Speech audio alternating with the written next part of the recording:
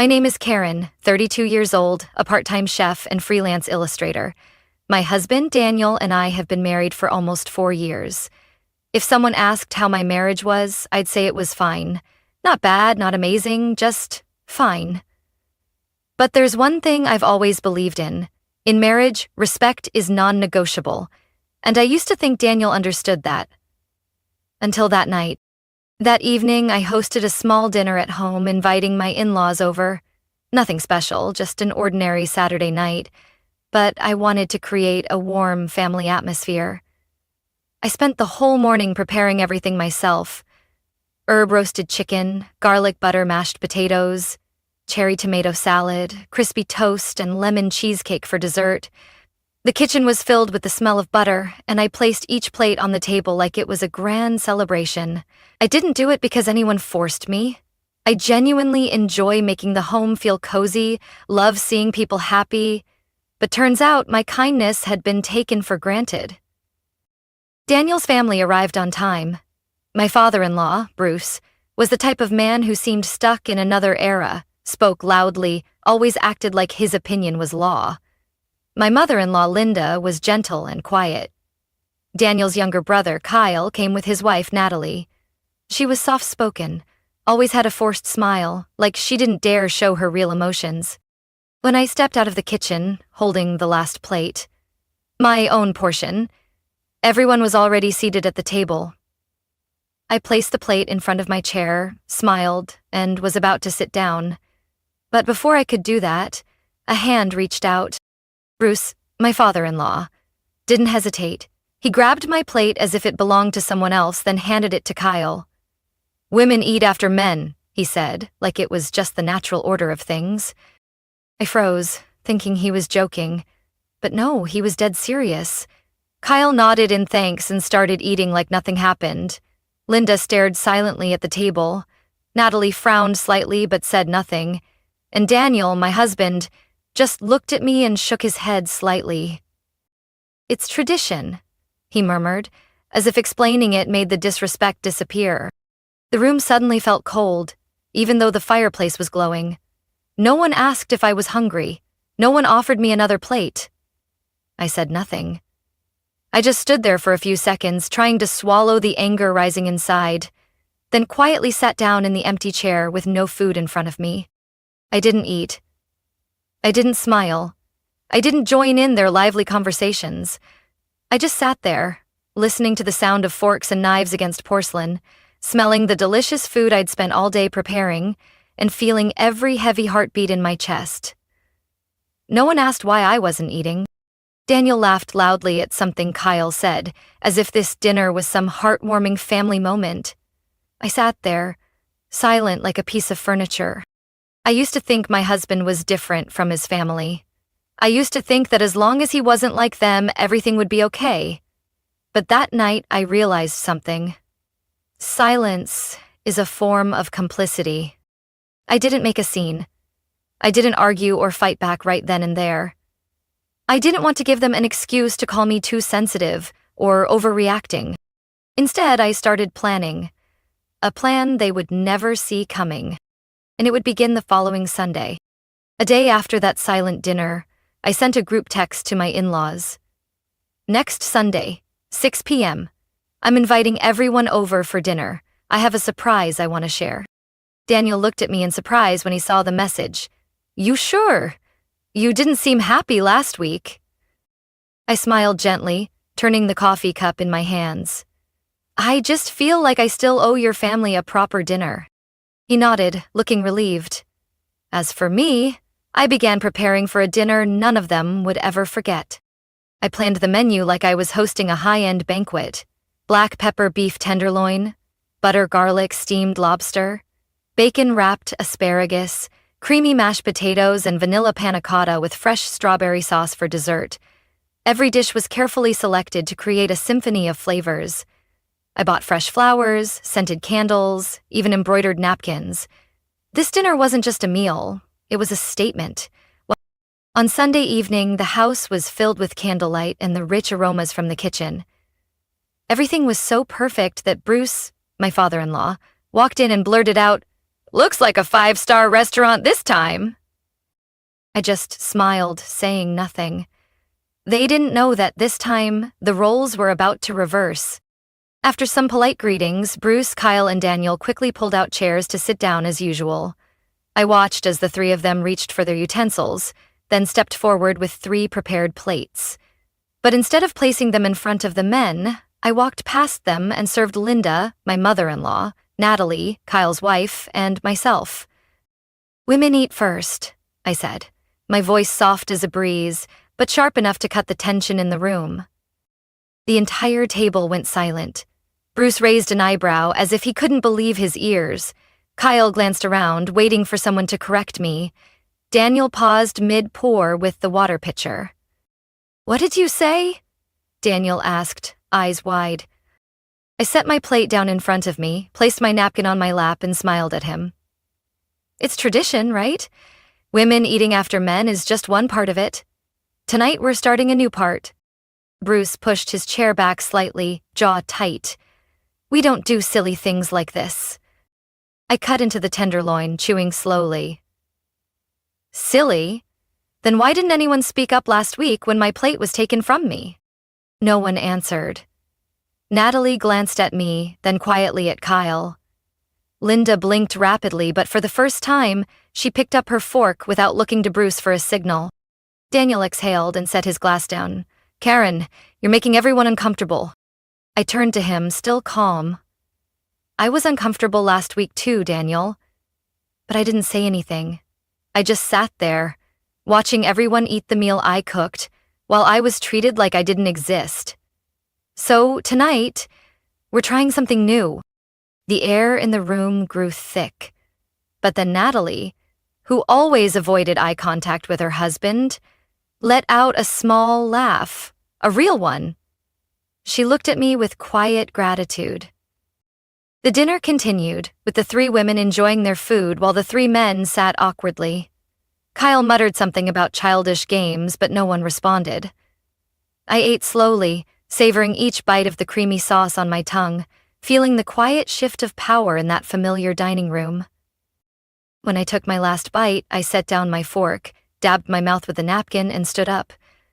"Wonderful dinner. Now it's time for the next tradition." Bruce frowned. "What now?" I turned to the sink full of dishes. "Since the women cooked, the men wash." Kyle burst out laughing, thinking I was joking. But I didn't laugh. Neither did Linda or Natalie. The 3 of us quietly stood up, leaving the table behind. Daniel looked around like he was searching for an escape route, but there was no one to save him this time. He sighed, then stood up. "I'll get started." I watched him, saying nothing. In his eyes, I saw something change. Not anger, but realization, and maybe a bit of newfound respect. As Linda, Natalie, and I poured tea, I felt a small spark of hope stir in my chest. This dinner wasn't just a little stunt. It was a reminder. Everyone deserves to be treated fairly, even in their own kitchen. That night, after everyone had left, the house was wrapped in an odd silence. The sink was clean, the tablecloth neatly folded, but the air between Daniel and me was far from tidy. He sat at the dining table, a glass of water in hand, eyes fixed on the space ahead like he might find some answers there. I stood in the kitchen drying the last glass, then set it down with a soft clink. Quiet, but enough to make him look up. "What's going on, Karen?" he asked, his voice hoarse. I turned around, arms crossed. "What do you mean, Daniel?" "The dinner, that performance you put on. You made my whole family uncomfortable." I let out a dry chuckle, not from amusement. "Oh, and what about last week? When my plate was taken right in my own home, when no one said a word, not even you. When I had to sit and watch everyone eat like I didn't exist. Did anyone feel uncomfortable then? Did anyone feel ashamed?" Daniel set his glass down a bit harder than usual. "That was my dad. He grew up in a different time. He didn't mean any harm." "Then what does meaning harm look like?" I walked closer to the table, my voice calm but each word packed with weight. You defend him, but I'm not allowed to react? You went too far, Daniel said through clenched teeth. You turned dinner into a battleground. You embarrassed my dad in front of everyone. I stared at him. If he saw nothing wrong with taking my plate, why did everyone treat it like an insult when I did the same thing in reverse? Daniel didn't answer right away. He leaned on the table, rubbing his temples like he was trying to make sense of things in his own way. That's not how you handle things. You didn't need to retaliate. I clenched my fists. It wasn't retaliation. It was reflection. I showed them what it feels like to be dismissed, to be pushed aside. He looked up at me, his eyes a mix of disappointment and confusion. Karen, you're changing. I gave a faint, bitter smile. No, Daniel. I'm just done pretending to be okay with unfairness. He said nothing. The room filled with the ticking of the wall clock. It sounded like a countdown. From that day on, the distance between us grew. Daniel started leaving for work earlier, coming home later. Whenever I talked to Natalie or his mom on the phone, he always found a reason to leave the room. Every time I brought up what had happened, he pulled away, like avoiding it would make it disappear. One evening, while I was washing glasses, he stood behind me, his voice tired. You talk to Natalie all the time.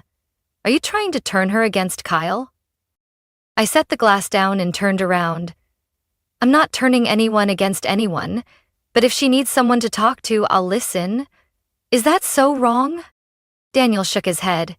She's my brother's wife. You shouldn't get involved in other people's marriages. I looked at him for a long moment. And what about me? I'm your wife. Are you getting involved when you let me feel like a stranger in my own home? The question hung in the air. He didn't respond. He just walked out of the kitchen and headed upstairs without looking back.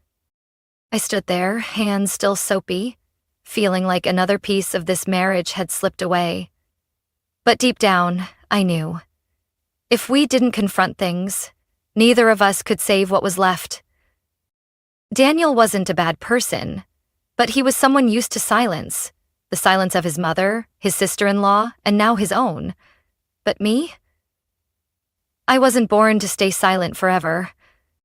And maybe that's what scared him. 3 days after that stormy dinner, I got a call close to 11 p.m. The screen lit up with Natalie. I was surprised. She'd never called this late. Usually just polite thank you texts after family gatherings. I answered right away. Karen.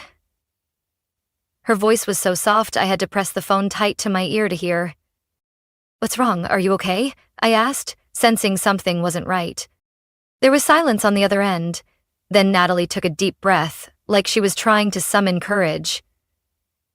I don't know where to start, but I need to talk to you. Before I convince myself I'm just imagining everything, I sat down on the sofa and turned on the side lamp. I'm listening. I know Mark is controlling my life. Bit by bit, so slowly, I didn't even realize it. Her words hit me hard. I'd always noticed the nervous look in Natalie's eyes, the forced smiles at family dinners. But I never thought she'd open up. Can you tell me more? I said gently. Mark, he doesn't yell. Doesn't slam things. He doesn't have to. One look, one frown, and I go silent. I'm not allowed to wear things he doesn't like. He picks out my lipstick. My friends, there are only a few left, and even they hesitate to visit because Mark always gives them a look. And my mother-in-law, she always takes his side. I didn't interrupt. I let her keep going, because maybe this was the first time Natalie had ever spoken the truth out loud. Last week, she said, her voice cracking. When you stood up, took the plate from Bruce and gave it to me, I froze. I'd never seen anyone do something like that. And the weird thing is, I felt relief. Just for a moment. But I imagined being the one who did it. I pressed my lips together, hearing the tremble in her voice. Since then, I've been thinking, am I crazy for seeing that as wrong? Am I selfish for wanting to make my own choices in my own life? No, Natalie, I said firmly.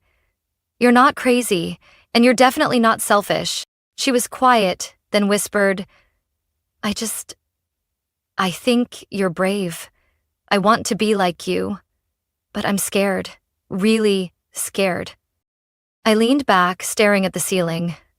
I knew that fear. It didn't have a clear shape, but it crept into everything. I'd felt it in my own kitchen, when no one stood by me. Do you want to leave? I asked. I don't know.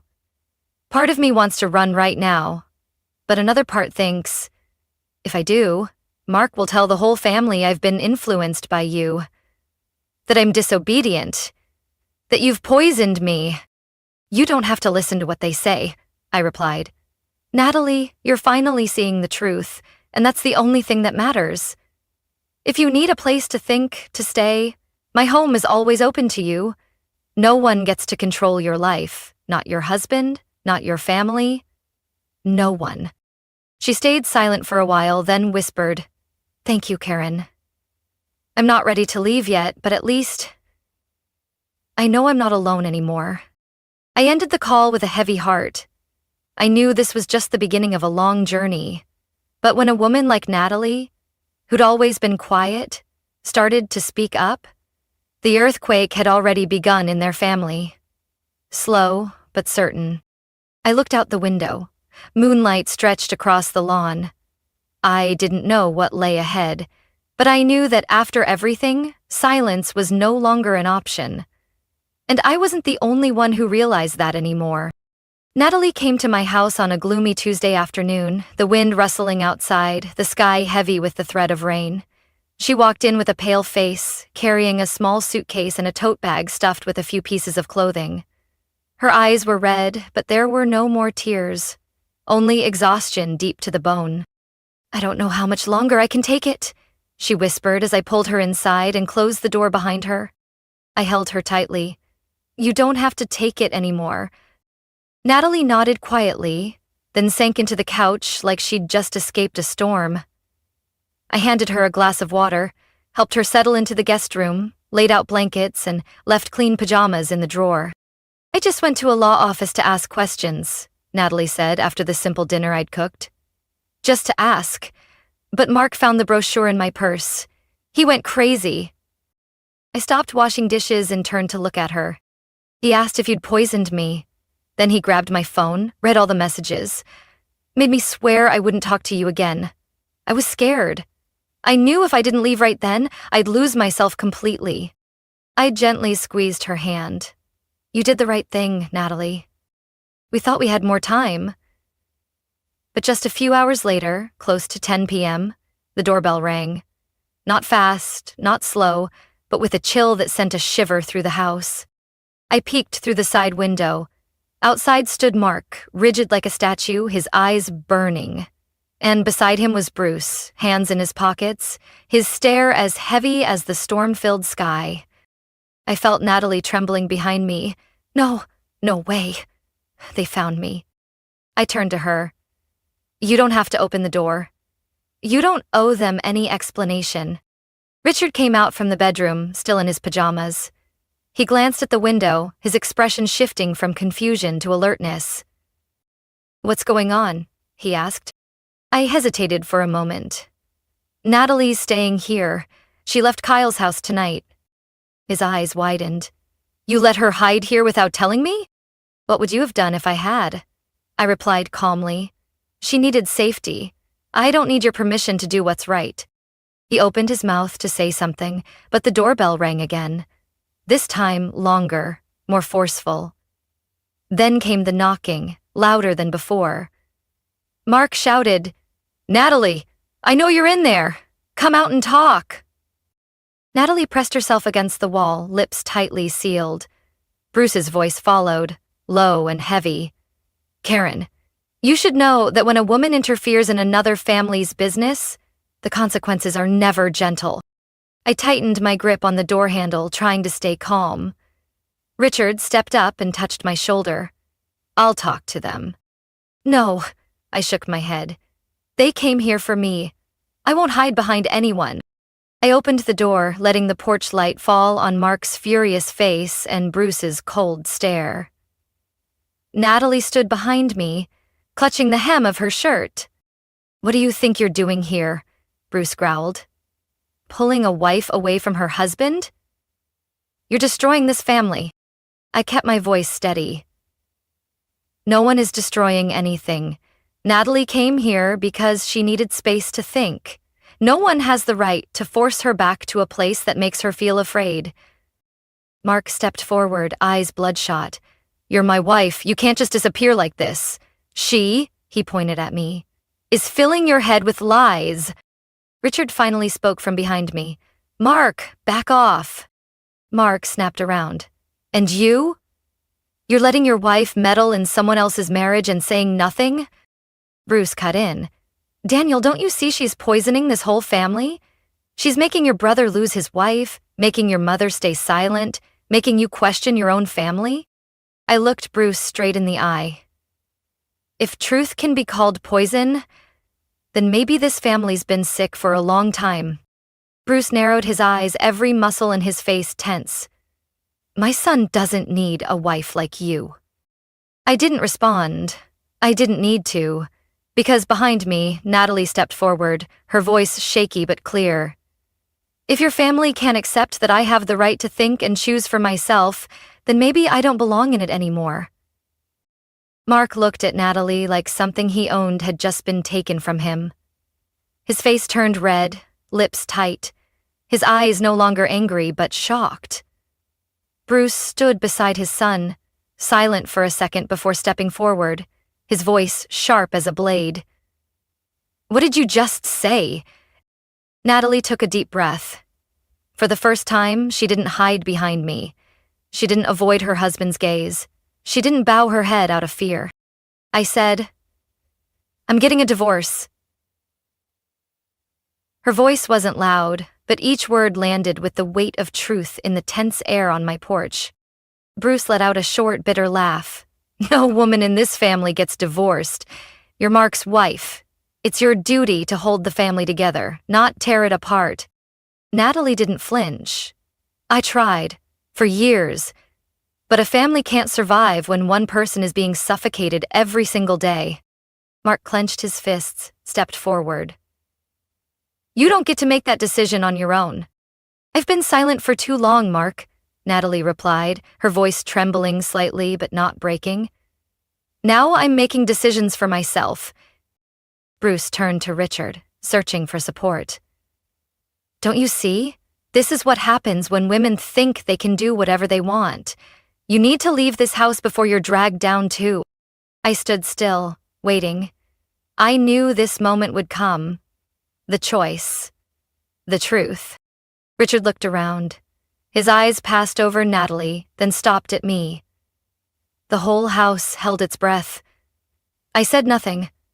No pleading, no convincing. This wasn't my battle anymore. This was his.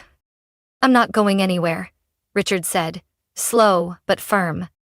Bruce's eyes widened, stunned. "What did you just say?" Richard took a deep breath, as if pulling the words from somewhere long buried. "I've stayed silent too long, let things happen unchecked. But tonight, when I saw Natalie's eyes, when I saw how you looked at my wife, I realized something." He turned to me, eyes filled with clarity. "Karen isn't destroying this family. She's just exposing the cracks that were already there." Bruce growled. "She's turning you against your own father." Richard replied, his voice steady now.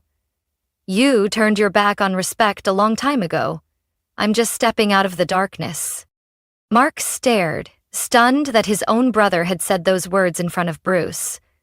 Natalie let out a long breath, as if releasing a weight she'd carried for years. Bruce turned away, his face flushed with fury. "If you leave this family, don't expect to come back." Richard didn't respond, but his eyes were steady, unshaken. I stepped forward, stood beside him, and gently took his hand. And for the first time in a long time, he didn't let go. Mark stepped back, his eyes lost. Bruce growled. "Let's go." No one saw them out. No goodbyes. Just the slam of a car door and the fading taillights disappearing into the night. When the dust settled, the house fell completely silent. Natalie sank into the couch, her hands covering her face. I handed her a glass of water and gently placed my hand on her shoulder. Richard still stood there, staring at the window where his father's car had vanished. I walked over to him and asked softly, "Are you okay?" He didn't answer right away. After a moment, he said quietly, "I don't know. I lost something tonight, but at the same time, I feel like I found something else. You. And the truth." I nodded. "It won't be easy, but it's a beginning." That night, we didn't sleep much, but in that silence, there was no more distance, no more truths hidden in half-spoken words. Everything was clear now, painful, but real. And I knew that every storm eventually passes, as long as you're not standing alone in the wind. 3 months after that night, Natalie officially filed for divorce. She found a small apartment in a quiet neighborhood about 15 minutes' drive from my house. The walls were painted cream and the windows looked out onto a row of maple trees just beginning to turn. The first time I visited, Natalie stood in the middle of her empty living room, holding a small potted plant, smiling softly. A real smile, not forced, not cautious. "I know it's not big," she said, "but I feel like I can breathe here." She started going to therapy regularly each week. Some days she'd come over with red eyes, but every time she left, her steps were steadier. Natalie was no longer the woman who apologized with every breath. She was learning to speak her mind, not for anyone's approval, but to remind herself she had the right to do so. As for my mother-in-law, Linda, she quietly disappeared just 2 weeks after Bruce stormed out of the house in anger. One evening, Richard received a message from an unknown number with just a few lines. "I'm okay. I just need some space." We later found out she was living in a small coastal town in Oregon, renting a simple home and working part-time at a local bookstore. When Richard called her, for the first time in years, I saw him truly listen. Linda said she didn't know how long she'd been enduring things, only that when Natalie stood up, she finally started looking at herself. "Maybe I should have left long ago," she said. "But at least now, I'm starting over. It's not too late, is it?" Richard couldn't answer. But after that call, he sat quietly on the balcony for nearly an hour, saying nothing. When I brought him a cup of hot tea, he looked up at me, his eyes red. "I let everything pass like it was just the way things were," he said. "But you weren't afraid to be misunderstood, to speak up for what's right." I held his hand. No words were needed. The change in Richard didn't happen overnight. Growing up in the shadow of a dominant father doesn't disappear in one evening. But I could see his effort, in the way he stopped interrupting when I spoke, in how he asked for my thoughts before making joint decisions, in the times he stepped into the kitchen and said, "Let me cook today." We started over, not from zero, but from a new foundation: respect. One early spring evening, when tulips began blooming in the backyard, Richard sat beside me on the wooden bench. He held my hand and smiled. "I used to think I'd lost my family, but it turns out I only lost what was fake." I rested my head on his shoulder, gazing up at the sky tinted gold. We don't have to hold on to what suffocates us just to call it family. A gentle breeze swept through, and in that moment, I felt truly free. My home was no longer a place where I held my breath walking into the kitchen or tiptoed around judgmental stairs. It was a place where Natalie sometimes dropped by with freshly baked cookies, where Richard and I cooked together, read together, shared peaceful silence together. And I, Karen, was no longer the woman sitting and waiting for a plate of food in her own home. I was the one who reset the table, made space for myself, and opened more seats for women who had always been told to stand in the back. We didn't just find fairness. We found ourselves again. From my story, I realized that silence is never the solution when facing injustice. Sometimes, to change a system that's outdated and broken, you have to be brave enough to speak up, even if it means facing opposition from those closest to you. I didn't just reclaim my own voice. I helped the other women in my family find theirs too. And if there's one thing I've learned, it's this: respect is not something given. It's something you must claim for yourself. What do you think about Karen's story and her choices? Share your thoughts in the comments below. And don't forget to follow the channel for more heartfelt and powerful stories about family and life.